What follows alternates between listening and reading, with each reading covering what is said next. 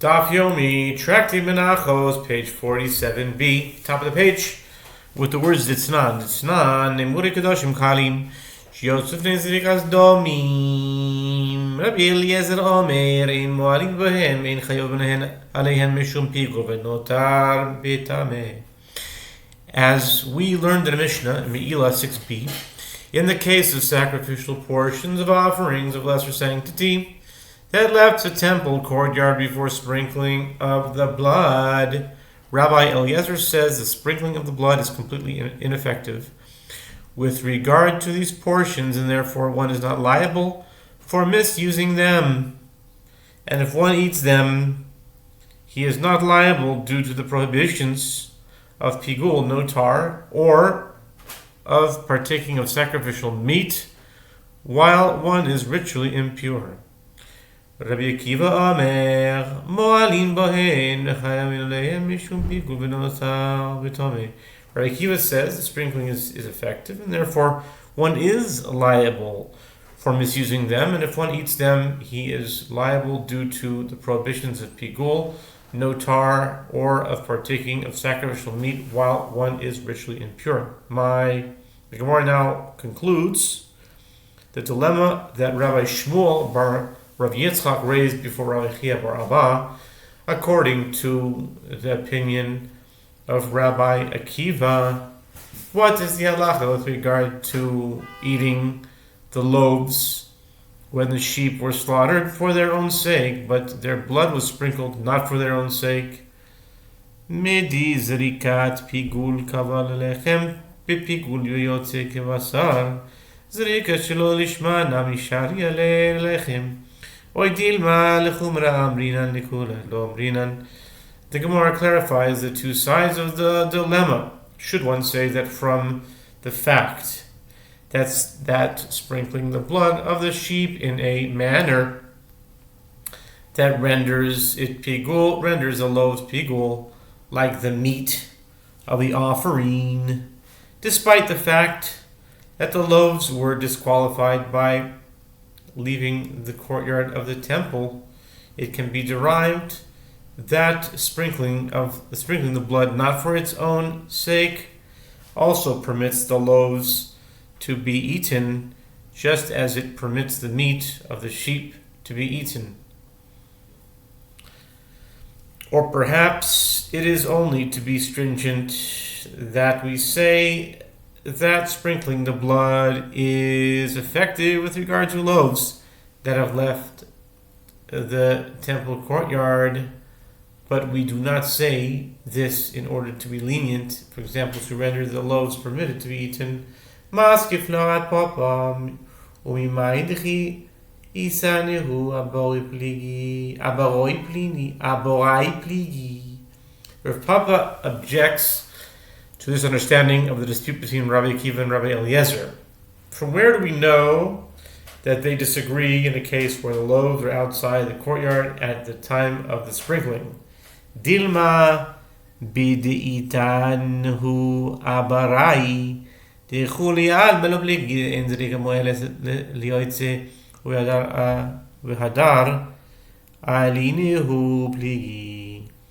Rabbi Eliezer savar la Rabbi Eliezer de Omar shchita mikadisho ve'ifsilu lehu beyotze. Perhaps in a case where the loaves are still outside the courtyard, everyone agrees that sprinkling the blood is not effective with regard to offerings that left the temple courtyard, and they disagree in a case where the loaves left the courtyard and one then brought them back into the courtyard before the sprinkling, as Rabbi Eliezer holds in accordance with the opinion of Rabbi Yehuda Hanasi, who said the slaughter of the sheep consecrates the loaves, and therefore the loaves became disqualified by leaving the courtyard after the sheep were slaughtered.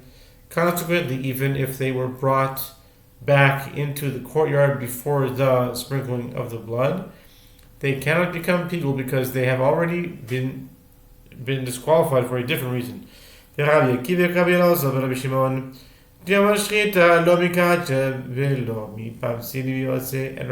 holds that in accordance with the opinion of Rabbi Elazar, the son of Rabbi Shimon, who said The slaughter of the sheep does not consecrate the loaves at all before the sprinkling of the blood, since the loaves were not yet consecrated. They do not become disqualified by leaving the temple courtyard.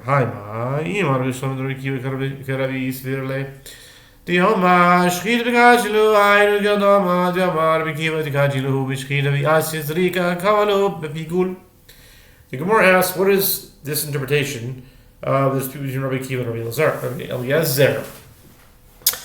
It does not fit it does not fit what we say. Granted, if you say that Rabbi Akiva holds in accordance to the opinion of Rabbi Yehuda Hanasi, who said the slaughter of the sheep consecrates the loaves, that is what Rabbi Akiva means when he says the loaves are consecrated by the slaughter of the sheep. And then the sprinkling that was done with the intent to consume the offering after its appointed time comes and renders the loaves pigul.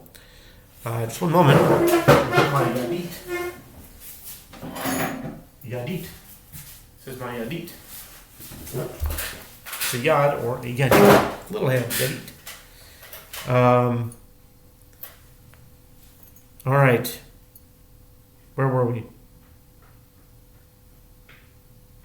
Ela, Rabbi Elazar Rabbi Shimon Tzvirle, Diamond Zvirlo Mekacha, Snegas Pigon Mimekadisha.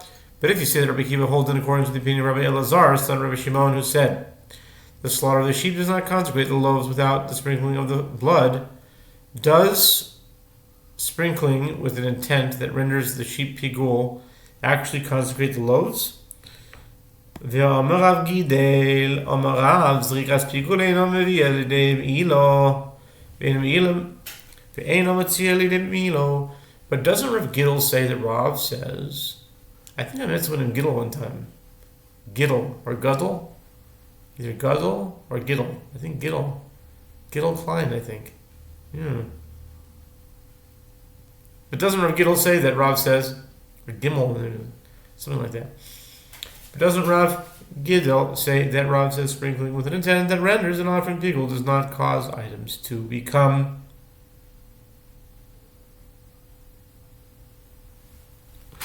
subject to the prohibition against misuse of consecrated property, and does not remove items from being subject to the prohibition against misuse of consecrated property? Rav explains that it does not cause items to become subject to the prohibition against misuse of consecrated property applies with regard to sacrificial portions of offerings of lesser sanctity. The prohibition against misusing consecrated property applies to the sacred items of the Lord, Leviticus 5:15. Consequently, it does not apply to offerings of lesser sanctity, as the meat is the property of those who brought the offering, and the sacrificial portions are disqualified by the sprinkling performed with improper intent. And the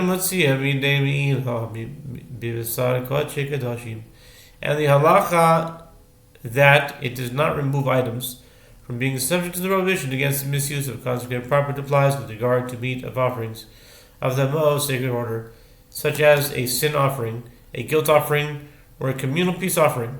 Since the sprinkling of the blood was not valid, the meat, which would have become permitted by the priests to eat, retains the status of the sacred items of the Lord, and the prohibition against misuse of consecrated property still applies.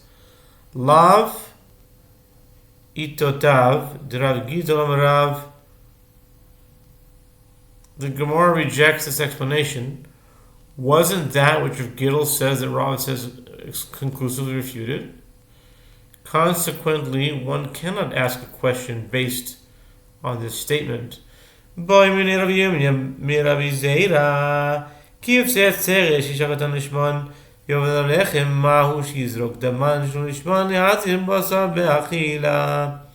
The Gemara cites another dilemma concerning the sheep and loaves of Shavuot. Rabbi Yirmiyah raised a dilemma before Rabbi Zera in a case of the two sheep of Shavuot that when slaughtered for their own sake, thereby establishing a bond between the sheep and the loaves were then lost. If the blood of the sheep would be sprinkled for their sake, the meat would not be permitted to be eaten because the loaves were lost. That said, what is the halacha with regard to whether the priest may sprinkle their blood, not for their own sake, but rather for the sake of a peace offering, in order to permit the meat of the sheep to be eaten? Amar le, yesh lecha davar she'eno kasher lishmo, v'kasher shelo lishmo, v'lo, v'harei pesach kodem chatzos, de'eno kasher lishmo, kasher shelo lishmo. Rabbi Zera says to Rabbi Yirmiyah, do you have anything that is not fit if the sacrificial rites are performed for its own sake, and yet it is fit if the sacrificial rites are performed not for its own sake? This is certainly not a logical option. Rabbi Yirmiyah responded, and is there no precedent for this? But there is the Paschal offering before midday on the 14th of Nisan, which is not fit if it is slaughtered for its own sake, as it is before the proper time for the Paschal offering, and yet it is fit if it is slaughtered not for its own sake, but rather for the sake of a peace offering. Hachi kamina yeshlach davar shenireh lishmo v'nidche milishmo eino kosher lishmo v'kosher shelo lishmo.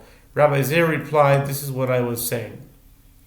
Do you have anything that was fit to be sacrificed for its own sake, like these sheep of Shavuot that were slaughtered before the loaves were lost, and was then rejected from being sacrificed for its own sake, like these sheep when the loaves were lost, and it is not fit if it is sacrificed for its own sake, and yet it is fit if it is sacrificed not for its own sake? Rabbi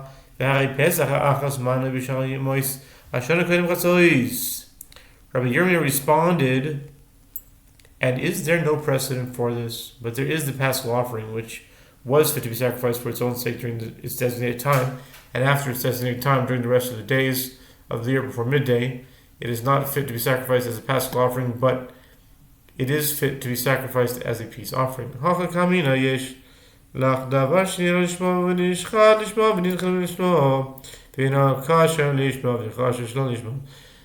Zera replied, this is what I was saying. Do you have anything that was fit to be sacrificed for its own sake, like the 2 sheep of Shavuot that were slaughtered before the loaves were lost, and it was slaughtered for its own sake, and was then rejected from being sacrificed for its own sake, like the 2 sheep when the loaves were lost, and it is not fit if it is sacrificed for its own sake, and yet it is fit if it is sacrificed not for its own sake? V'lo v'harei toda. The Rabbi Yirmiyah responded, and is there no precedent for this? But there is the thanks offering, as the Gemara in 46a states that if the thanks offering was slaughtered and then its accompanying loaves broke into pieces and thereby became disqualified, the blood should be sprinkled for the sake of a peace offering rather than a thanks offering, and then the meat may be eaten. Yet, if the blood was sprinkled for the sake of a thanks offering, the meat would not be permitted to be eaten. Shani Taidin, the Rahman Nekarieh Shlamim. Rabbi Zera answered that the thanks offering is different, as the merciful one called it a peace offering, see Leviticus 7:13. Just as a peace offering is sacrificed without loaves, so too a thanks offering may be sometimes sacrificed without loaves. Therefore, the loss of the loaves does not render the thanks offering disqualified, and this case is not comparable to the case of the 2 sheep and 2 loaves of Shavuot. Tan Rabbanan, Shachat Shnei Kavosim Al Amachadot, Moshe Shayim Mehen. The Gemara cites another discussion concerning the sheep and loaves of Shavuot. The sages taught a Braita. If one slaughtered the 2 sheep as required, but they were not accompanied by 4 loaves, rather than the requisite 2 loaves, he draws 2 of the loaves from the 4 and waves them together with the sheep. To be continued.